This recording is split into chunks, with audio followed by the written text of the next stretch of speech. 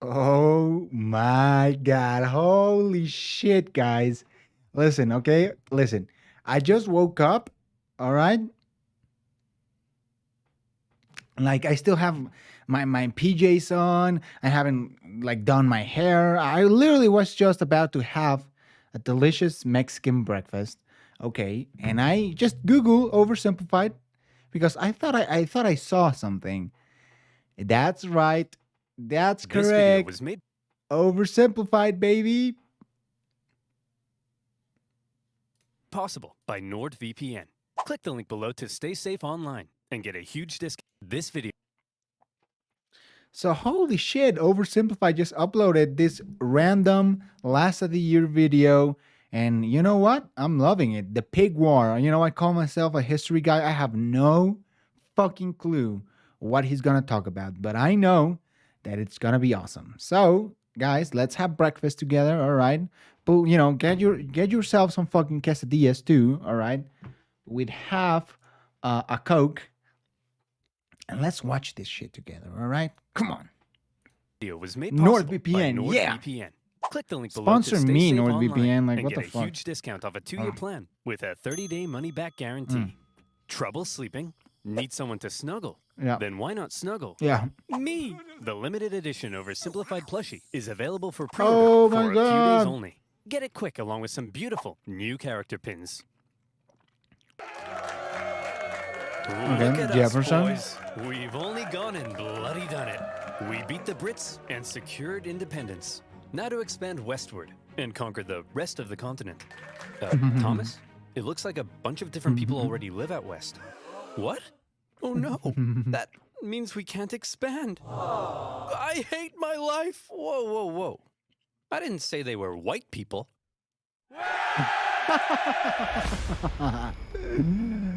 No comments there, my At man. the end of the Revolutionary War, when the United States secured its independence from Great Britain, the two sides met in Paris to settle the terms. Yep. Among various The Paris, things, they discussed American agreement? territorial gains, Treaty of and Paris, the British right. granted them a generous amount of land out west. However, Benjamin Franklin appeared to have an additional fascination. Oh, Canada. So voluptuous. You think we can maybe acquire some of that? Quit ogling our territory.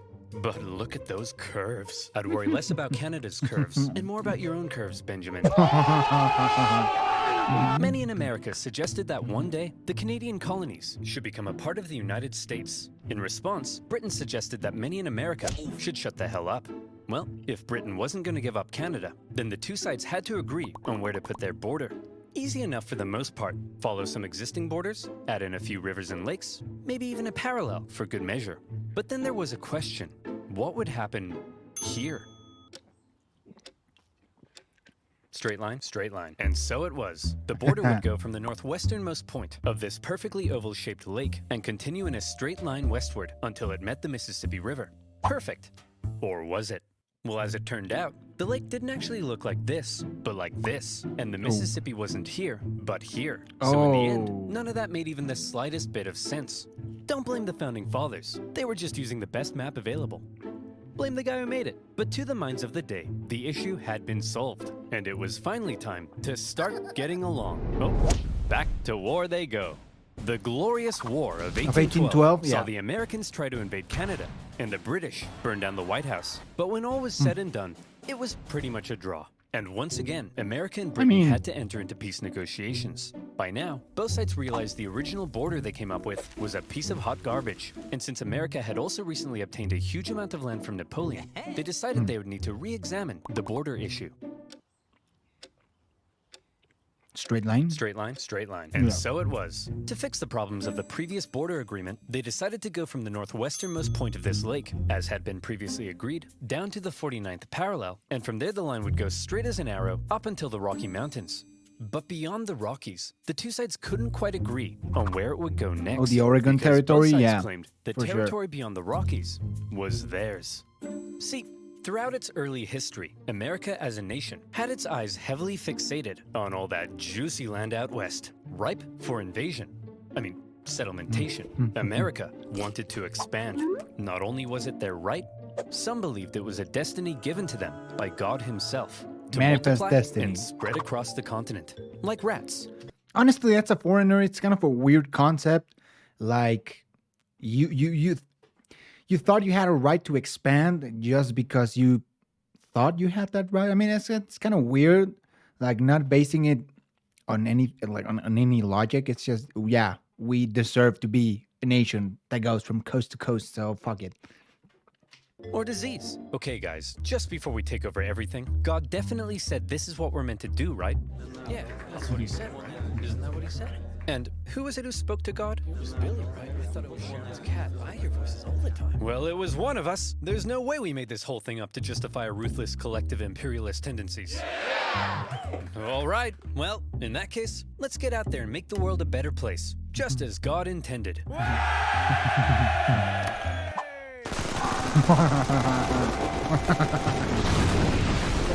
This belief in divinely destined expansion would later be given its very own name, Manifest Destiny.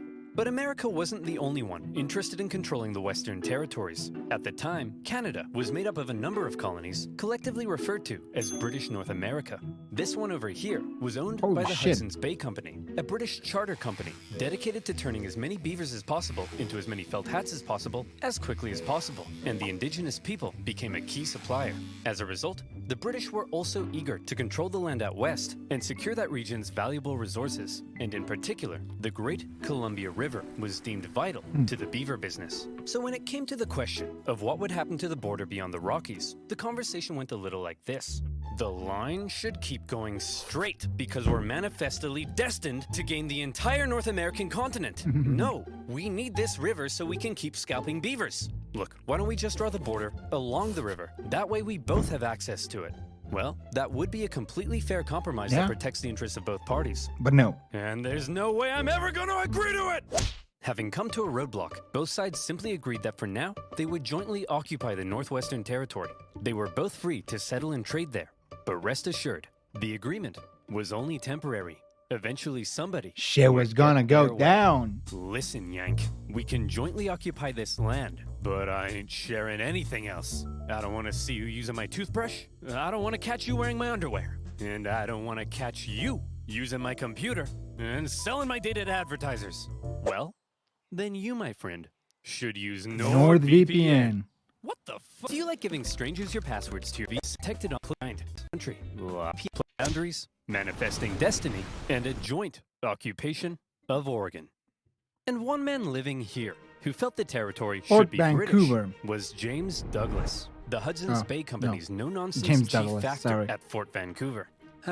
What a beautiful, unspoiled corner of the British Empire. I've got my spotted dick, my Spice Girls fan club membership, and an unrelenting negative outlook on life that affects everyone around me. What are you looking at, Stephen? Yes. Truly British. Same. What the?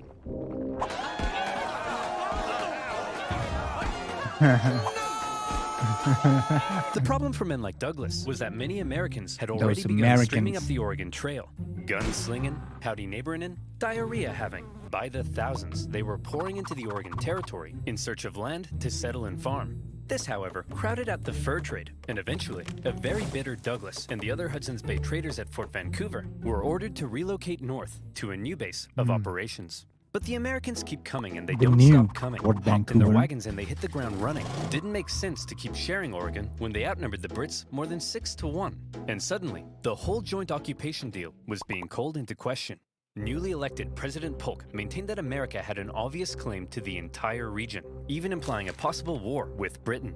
Fiery language from U.S. senators declared that American rifles would... Holy shit. What the fuck is wrong with Polk, dude? He wanted to go to war with literally everyone just to gain land. I mean, it's kind of fucked up that I like Polk because I'm Mexican, but he was a cool president. He had like 4 things he wanted to do. He accomplished them.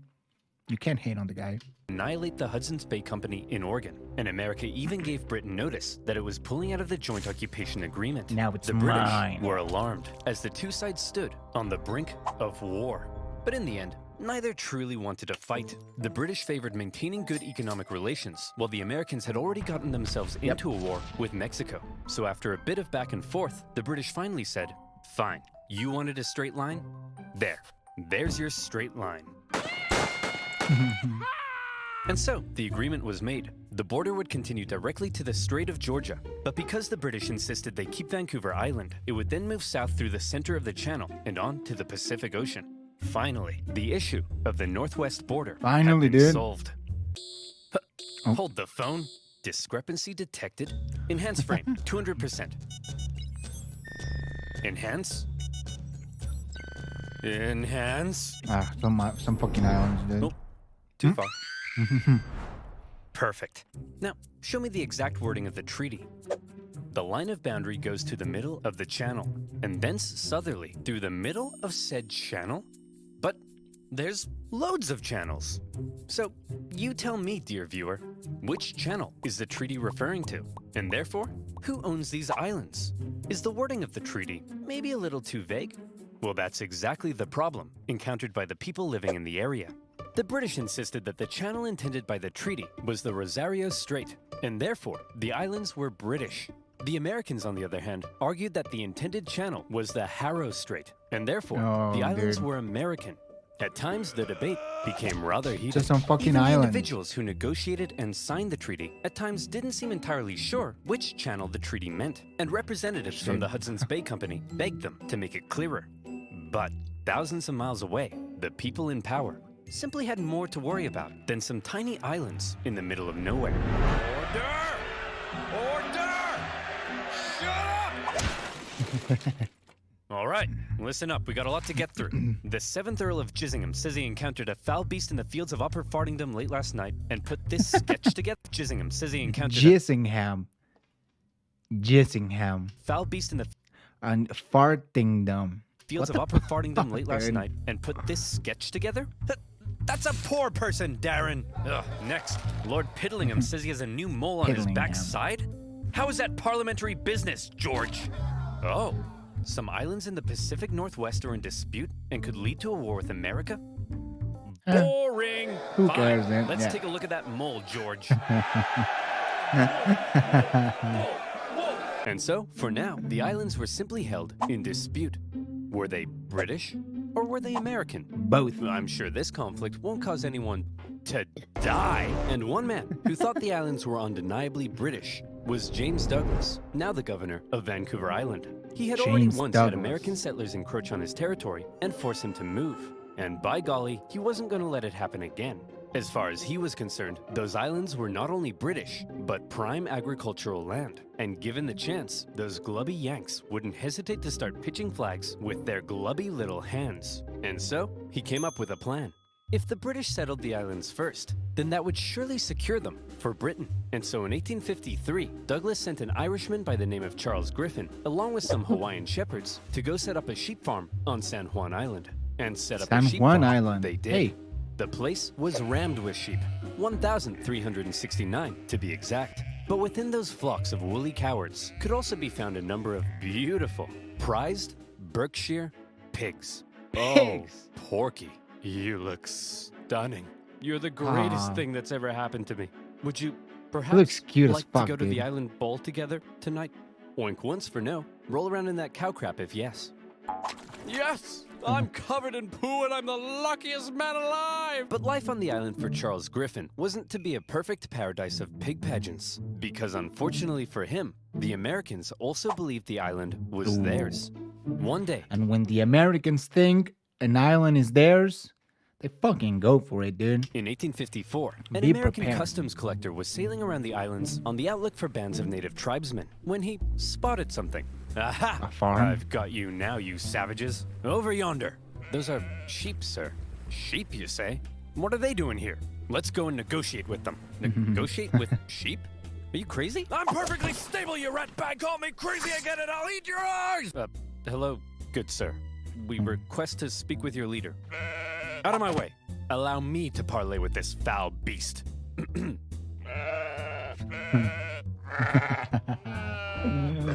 Hey, stop threatening my sheep. Your sheep? You mean to tell me that you, a British subject, have illegally imported these sheep into American territory? I'll have you know that you, an American, are currently trespassing on British territory. Shit. The Americans felt that they were entitled to collect taxes on the British property. You know, Because the island was We're American, American. and they threatened seizure America, if dues man. weren't Come paid. on. The British, meanwhile, threatened to arrest the Americans, because the island was British, and the two sides were in a standoff. To give Charles Griffin the legal power to deal with the American trespassers, Douglas said, "Hey, put on this wig." Boom. You're a magistrate Oh, now. no way. And in turn, Griffin went to one of his Hawaiian shepherds and said, "Hey, I'm making you a constable. Put on this badge." The British then went off to arrest the US Customs inspector. But, being an American, he emerged from his tent with 4 pistols and a giant knife, so the Brits had to back down. Eventually, raids by northern tribes chased the US officer from the island, but the Americans weren't done yet. Officials from nearby Whatcom County in Washington Territory believed the island fell under their jurisdiction, and they decided it was time to make the British pay up once and for all. They sent one Sheriff Barnes to go confront Charles Griffin. "Hey, you owe us $80.33 for all this farm stuff you got here. Go suck an egg." Oh. The irony, Americans charging taxes on the British. See. So that's how it is, huh? That's how it's gonna be, is it? Gosh, That's the this way video in is which gonna get things are, copyright eh? so badly. That be how it will, is it? Will it be how that is, huh? That be the way in which things be the way they are, is that? Get off my property! So the sheriff and other Whatcom County officials felt they were now well within their rights to seize and auction off Griffin's sheep in order to recoup lost taxes. And who would they auction these prized breeding rams off to but themselves? Then, in a pretty chaotic scene, they worked to tie the rams to their boats. And when Charles Griffin came running to rescue his kidnapped sheep, being Americans, they pulled They out had guns guns, on him, yeah. and he had to back down. In all, Charles Griffin lost 34 What the hell? breeding rams. Why the and British he don't have any was guns, dude? Furious. The British complained to the American government, who were shocked to hear what had been going on at their northwest border. And both governments told their officials in the area to back off. We're not trying to start a major The war Mini over Cooper some and the dumb sheep Mustang. and a stupid island. But also, the islands are definitely ours. Under no circumstances let the other side have them. For now, both governments agreed to set up yet another boundary commission to decide which channel was the correct border. But it often devolved into petty bickering.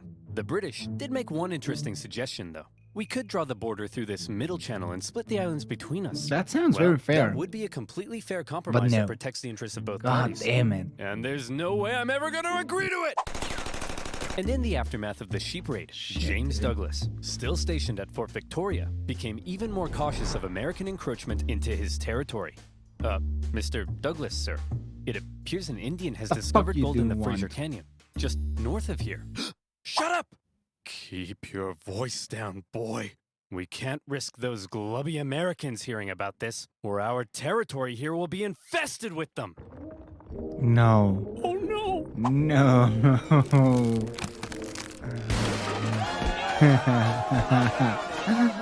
Oh my god, dude. Like the movement carts.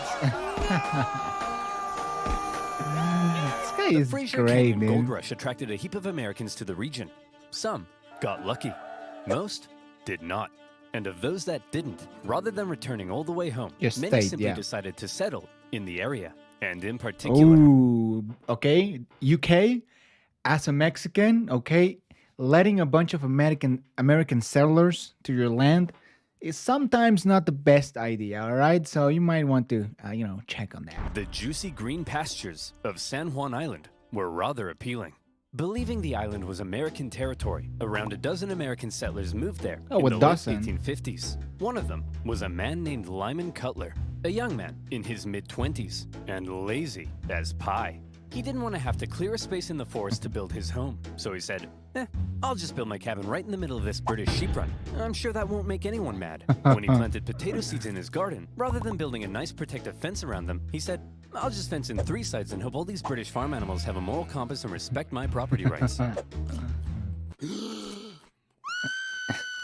Griffin's pig was a Berkshire, well known for rooting, and Lyman's fairly pathetic fence made for a bad combination. Numerous times he had to chase the pig away from his property, it's just like and he one once pig? angrily marched up to Griffin's home, saying, Hey, British farm idiot, keep your stupid pig out of my potatoes. It is up to you to keep your potatoes out of my pig. Griffin was furious with his Wait, new wait, wait, American what? potatoes out of my pig.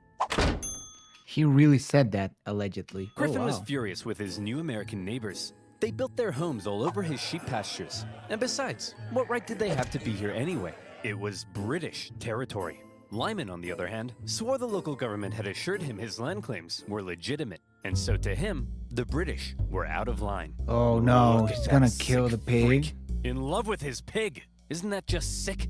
Yeah, what a freak. Not like our love, Spuddy. Ours is all natural. Yep, just a man and his potato. Nothing wrong with that.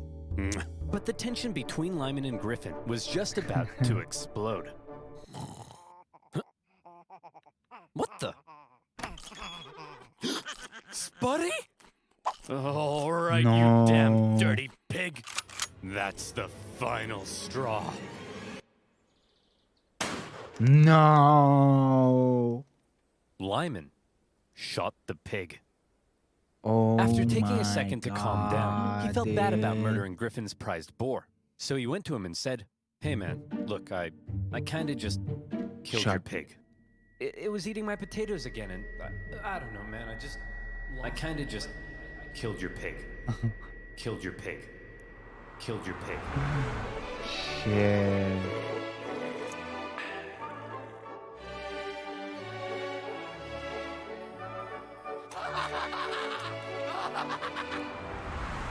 Oh my God. You swine!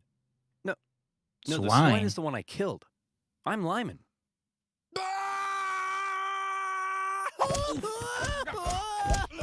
Griffin demanded Lyman pay $100 for the loss of the pig, an outrageous sum at the time. Obviously, Lyman refused, threatening to shoot any more animals that dared enter his property, even threatening to shoot Griffin himself. God When Griffin damn. complained to James Douglas, British officials went and confronted the pig killer. Again, they insisted he pay up, and if he didn't, Lyman claimed they threatened to arrest him and take him back to Victoria.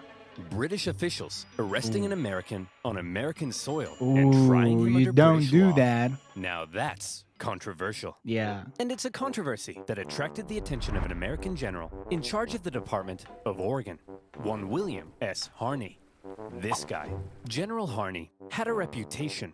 He's the kind of guy who invades Mexico without orders, wasting valuable resources and creating an embarrassing situation for everyone involved. Oh, really? He's the kind of guy who has one of his own men arrested for Gosh, writing the dude, wrong- I am waiting so bad for a video in the Mexican-American War. Just do it, man. Just do it. I'll get so many views if you do it. wrong header on a report. He's the kind of guy who finds a dog digging up his yard and then chases it for a mile and a half just to give it a beating. He hated superiors, No way. hated being told what to do, and had been court-martialed 4 times for disobeying Oh orders. my God. Contemporaries Screw you, described him man. as an imbecile, all matter and no mind, an arrogant humbug, and a laughingstock. Why was he a Like I general said, then? General Harney Yeah. had a reputation. He hated the British and was out for any opportunity to earn personal glory for himself. The greatest. By some accounts, he even wanted to become president. And so, in July 1859, when he happened to visit San Juan Island, and he learned of the plight of the Americans living there, the shooting of a pig, and the British threat to arrest Lyman Cutler, General Harney He went was into pissed. scheme mode. Hey, yo, Captain Pickett. Yes, sir. Listen carefully. I need you to go pick up some flowers and bring them to my place later. I've got a plan. Here I am, sir. What's the plan? Pickett, you and I are going to start a war. Holy What do you shit. mean, sir? Okay, listen up. An American man shoots a worthless pig on San Juan Island, and the British threaten to arrest him. Outrageous, but we can use it. We get the settlers there to send us a petition saying they need American troops for protection. That's when you go with your men and occupy the island. The British will find American troops on an island they consider theirs so offensive, they won't hesitate to blow you to smithereens. Then, it's war. We bring in reinforcements and we fight back. I'll write to Washington, D.C., letting them know what's happening. But here's the kicker. My letter will take 6 whole weeks to get there. Before the government even gets a chance to respond, telling me I'm an idiot and ordering me to cease fire, the island will be ours. Hell, we could even invade Vancouver Island or British Columbia. It's foolproof. Wow, very impressive, sir. But I gotta ask, why? Well, I'll level with you, Pickett. Historians still contest exactly what it is I'm trying to do here. It's possible I'm trying to expand America's territory. Maybe I'm trying to play the hero so I can become president. Yeah, some have personal even glory. suggested that since I'm a slave-owning Southerner, I may be trying to create a diversion to help the South secede in the upcoming Civil War. But if there's one thing that almost everyone can agree on, it's that I'm An idiot. an idiot. I see. But hold on.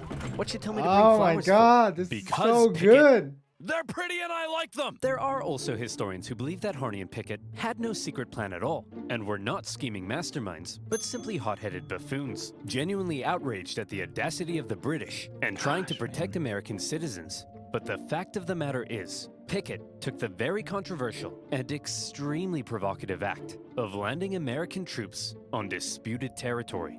He set up his camp in a very exposed position and erected a very provocative sign proclaiming that only American laws applied on the island.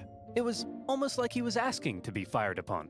And Or, fire again, and maybe get he was fired. just an idiot. He did. When a British official sent to the island to get rid of the unruly American settlers now saw that there were American troops, he demanded they leave. He was obviously told to go suck an egg. When Douglas found out, he was enraged. To him, the American landing constituted an invasion. An invasion, yeah. Harney sent a report back to the War Department in D.C., justifying his actions with exaggerated claims of British villainy. But he knew it would take 6 weeks to get there, and another 6 weeks for their reply to come back. For now, the situation was entirely in the hands of local military and government officials, and the ball was in the British court. Would the temperamental Governor Douglas and the powerful British Navy Just a bunch of respond to the idiots, American dude, and provocation buffoons. with force? Were Britain and America really about to go to war over the shooting Nah, they're of gonna a let it pig? go. Well, if one man were to have his way, it's entirely possible they would. James Douglas had already had Americans force him out of Oregon. They had threatened his position in Victoria during the gold rush. Now they had invaded his island, and he had had it. It was time to turn to the Royal Navy. You, Ooh. Captain Hornby, go to the The island Royal and prevent any Navy. more Americans from landing. And It's take pretty this good. magistrate with you to arrest Captain Pickett. Use force if necessary. Just don't do anything to start a war. Wait, you want me to What? use force, Yeah. but Don't not start a war? Oh, I'm sorry. Is that too much to ask? You idiot. Princess? When Captain Hornby got to the island and saw that the American force there was even larger than expected, his concern grew. He sent word back to Douglas, who in response ordered even more ships to the island. And at this point, the naval officers were like, hey man, let's talk. They were concerned Douglas's escalation was leading them to war, and they convinced him it probably wasn't a terribly good idea to just go up to an American military captain with Just his shoot armed men him. and say, hey bucko, you're under arrest. Please don't shoot me. Douglas gave in. To prevent any hostilities, he canceled all orders what a and bummer. told the Navy, for now, to simply keep an eye on the Americans. He did send one more ship for good measure. Captain Pickett, now seeing the British ships with their guns aimed directly at his exposed camp, said, see Jeff? Look at that. We're about to get blown to bits. All according to plan. Hang on. Oh crap, Jeff, we're about to get blown to bits! Run! Pickett hastily moved his camp from its very exposed position to another position, which, as it happened, was also very exposed. Yeah. It probably won't surprise you to learn Pickett came dead last in his graduating class. Nearby American and British officials began showing up to ask Pickett what the heck he was even doing. Then, a bunch of tourists showed up, because a major war breaking out in their doorstep was the single most exciting thing to ever happen in any of their miserable frontier lives. Those One Charles goddamn Griffin was tourism. particularly unhappy. First, his pig had been shot. Now his sheep pastures were being trampled by soldiers and tourists And alike. American He complained to Governor tourists. Douglas, who was still pretty upset about the whole thing. Gosh. Douglas felt British honor itself was at stake. So he decided that if American forces were allowed to be on the island, well then by golly, the British should be there too. It would be a joint military occupation. Upon hearing Douglas's new plan to land British troops on the island, Captain Hornby decided to go speak with Pickett in person. After informing him of the plan, Pickett replied that if they dared land, he would open fire. So there they were. The British had orders to land. The Americans had orders to prevent their landing. This was it. War over a small island in the middle of nowhere. on, dude. Over a pig and some potatoes. Yeah. Over whether the US-Canada border looked like this or like this. It Yeah. was stupid. Hold on. This is stupid. To heck with it. I'm not landing those troops. I'm not gonna be the one who starts a war. The captain decided yeah. not to follow a Douglas's bummer. order. And good thing he didn't, because pretty soon after that, the leading British admiral in the entire Pacific region showed up. Rear Admiral Baines outranked Governor Douglas. When he heard of everything that had been going on, he was stunned. But when he heard that Hornby had refused Douglas's plan to land troops, Baines could have kissed him. Whether he did or not, history doesn't tell. But I like to think they did. The Rear Admiral canceled all of Douglas's orders and instead pursued a policy of not interfering with the Americans until he could contact the British government. The Americans, not knowing the British no longer intended to land, had sent reinforcements and began fortifying. But even still, the British Navy did nothing. And finally, when word made it across the planet, informing the two governments of the ongoing crisis, everyone was shocked. Holy crap! Harney landed troops on disputed territory?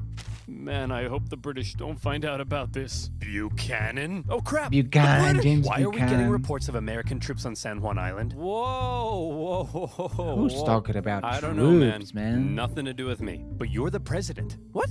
Breckenridge? Am I the president? Yes, sir. And hey, we got a problem. It looks like the southern states are considering seceding. And we're headed for the biggest crisis in the history of the nation. And it's your job to fix it, sir. Sir? Oh, no. Go away. Not the curtain again, Mr. President. I'm not here. Buchanan. Back in the Pacific Northwest, Harney was beginning to realize the government may not be terribly impressed with his reckless actions. So he began firing off even more aggressive letters, justifying what he had done. Tell them the British were sending bands of Indians to attack our men, and that they're big meanies with coal for hearts, and that they made me cry like a little girl. Wait, no, that makes me sound weak. Don't do that. They made me cry like a big girl. Yeah, that's it. When the president received Harney's new letters, his anxiety only grew stronger. Oh, crap. Hey, General Scott, please make this go Winfield away. Scott, man. Leave it to me. Thank you for Sir, beating my General country, Winfield sir. Scott was the commanding general of the entire U.S. Army. Well known for his negotiation skills, he was a veteran of the Mexican-American War, during which time he had to deal with General Harney's idiocy and insubordination. Harney, and he idiot. watched as Harney got away with it all, thanks to his friends in high places. Oh shit, Andrew It's safe to Jackson say and that James Scott Polk. really did not like General Harney. By now, General Scott was racked with gout, and he was so big he had to be hoisted onto his ship in a basket. Nevertheless, No he began the way. long journey to the Pacific Northwest.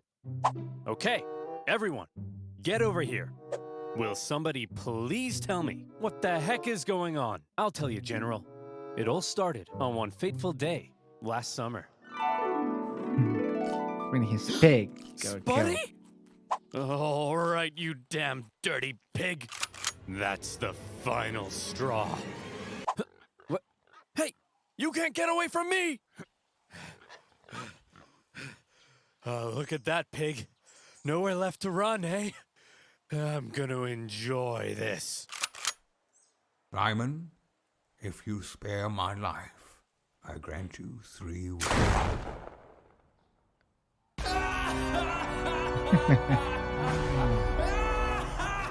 So you see, General, the pig wasn't even on his property when he shot it. Liar! He's lying to you, General. I'll tell you what really happened. And another lie. What a pleasant summer's afternoon here on my humble farm. It's just me and my beloved potatoes. I'm so happy. Say, Lyman, them some nice spuds you got there. Would be a shame if somebody ate them. No, not again, you beast! Leave my potatoes alone! Yeah, I'm gonna eat them, Lyman. I'll eat them, and then I'm gonna eat you. Stay back! I'll shoot! Go ahead, punk. Make my day. Shoot me! Shoot me! Bam. He made me do it! He made me do it! Pathetic.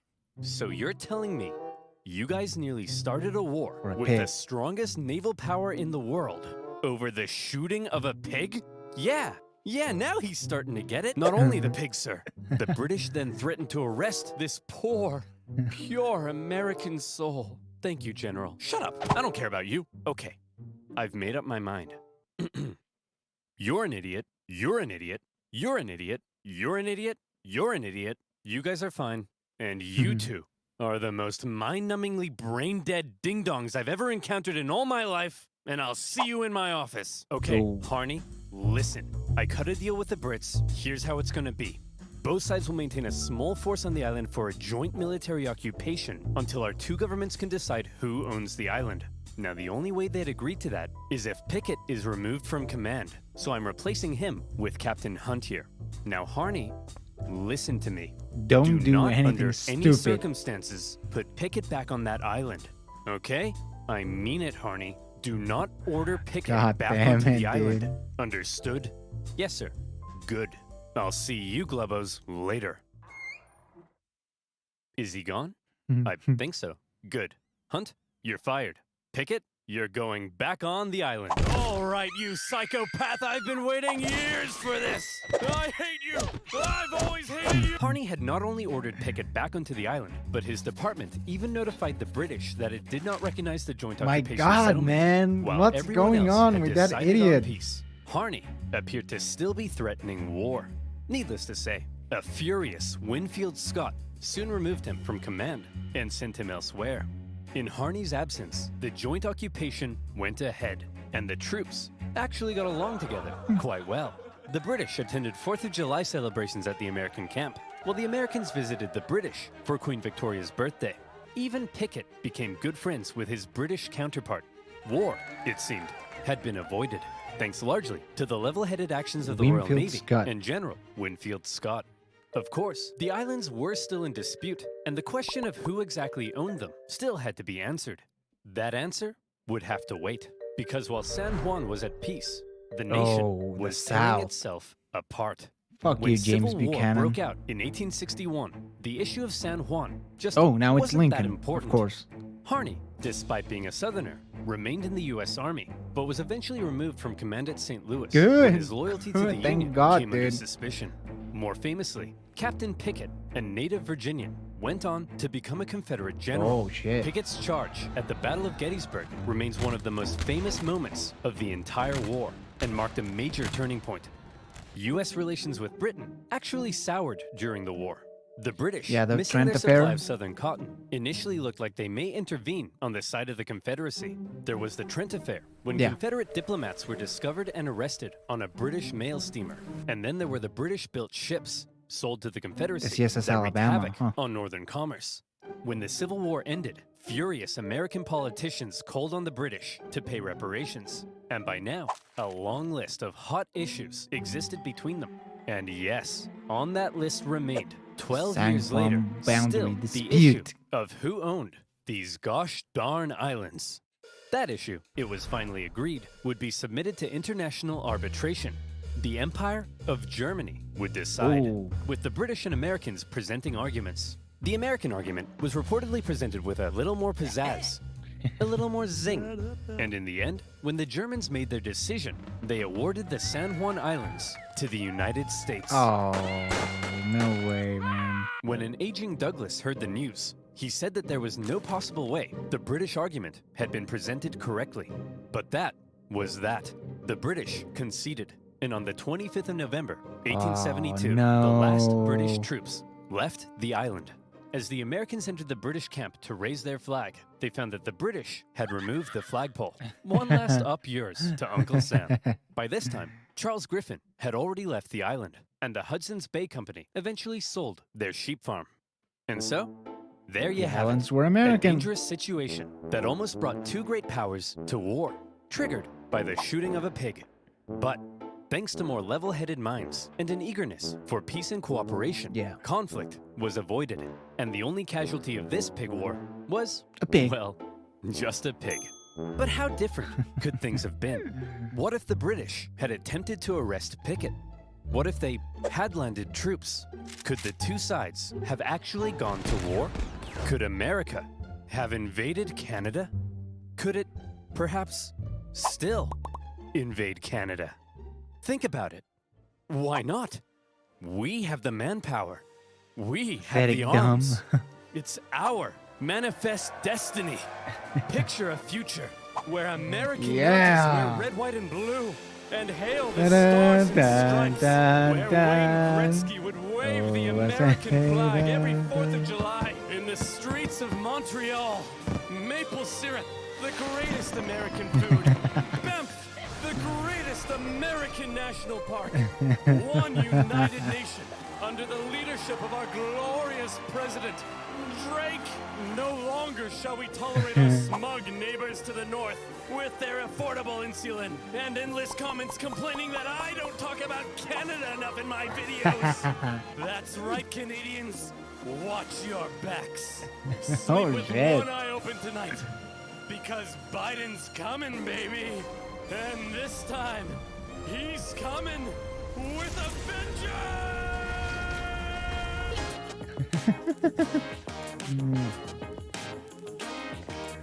Great. Who's this guy? Voice of the pig.